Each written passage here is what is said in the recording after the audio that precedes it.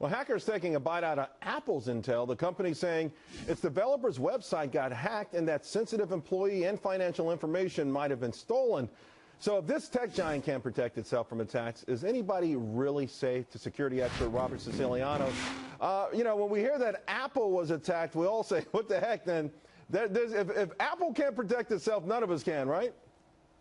Yeah, Apple is considered to be relatively, foolproof compared to where Microsoft's at. Right now there are thousands of viruses targeting Mac and Apple, whereas there are millions targeting Microsoft's OS. So, yeah, it's kind of scary when Apple could be compromised. But in this particular case, more than likely it was what's called social engineering, where someone somewhere opened up an email and provided usernames and passwords to the bad guy. So in other words, an inside job kind of thing? Well, inside job meaning that might have been an employee error.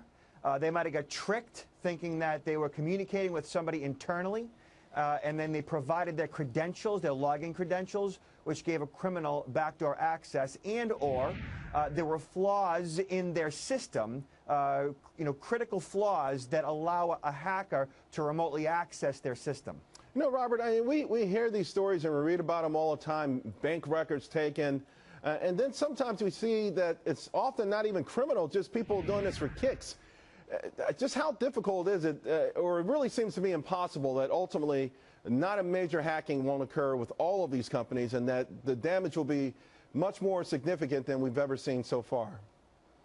Well, there's no such thing as 100% security, so there's always going to be, flaws in the system. And the job of a security professional is to keep up with that, to make sure that those flaws are patched continuously.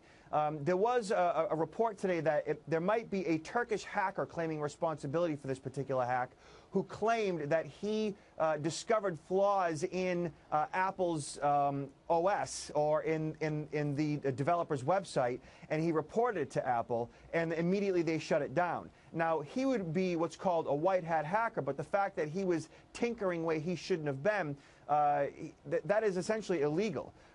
And whether or not Apple responds to that's a different story. Well, wouldn't they reward a guy like that? I mean, I know that some of these companies actually invite hackers to attempt to hurt them, and a chance that, if they break a code or whatever, then they reward them. Would Apple actually reward this guy because you talked about it being illegal? Well, they call that penetration testing.